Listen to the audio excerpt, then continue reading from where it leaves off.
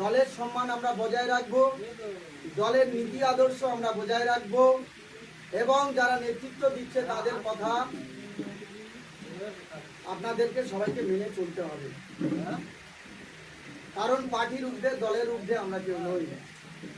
আগামী দিনে আমাদের কিছু গুরু দায়িত্ব। আজকে জুলফিকার যে সাহসিকতা নিয়ে এই কাজে এগিয়েছে, ওকে আমার অসংখ্য ধন্যবাদ। সেই সঙ্গে ওর সহযোগিতা দেবে। আগামী দিনে আমরা সংগঠনের কাজকে সবাই মজবুত করবো তো নাকি?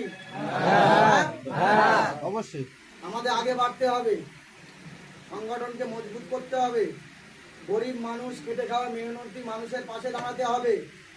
27 লক্ষ ডিলিট ভোটার যারা এই লোকসভা দ্বীপের 9টা দ্বীপ 14টা অঞ্চলের যে সমস্ত ভোটাররা ডিলিট হয়েছে তাদেরকে সম্পূর্ণ সহযোগিতার হাত ইন্ডিয়ান সেকুলার ফান্ডের পক্ষ থেকে আমরা বাড়িয়ে দেবো। ইতিমধ্যে আমি প্রায় প্রচুর শতাধিকেরও বেশি, 150-200 জন হবে।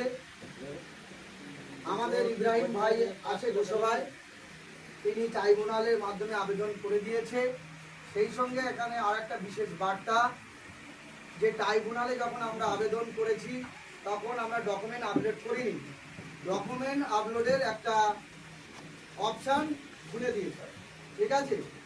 যে সমস্ত আমার মায়েরা, ভাইয়েরা, বাবারা নাম ডিলিট হয়েছে অবিলম্বে তাদের কিভাবে নাম নথিভুক্ত করা যায় তার পূর্ণ সহযোগিতা আমি করব। জুলফিকার সহ আরও আমাদের ব্লক অঞ্চল নেতৃত্বরা আছে, তারা সহযোগিতার হাত বাড়িয়ে দেবে। এখন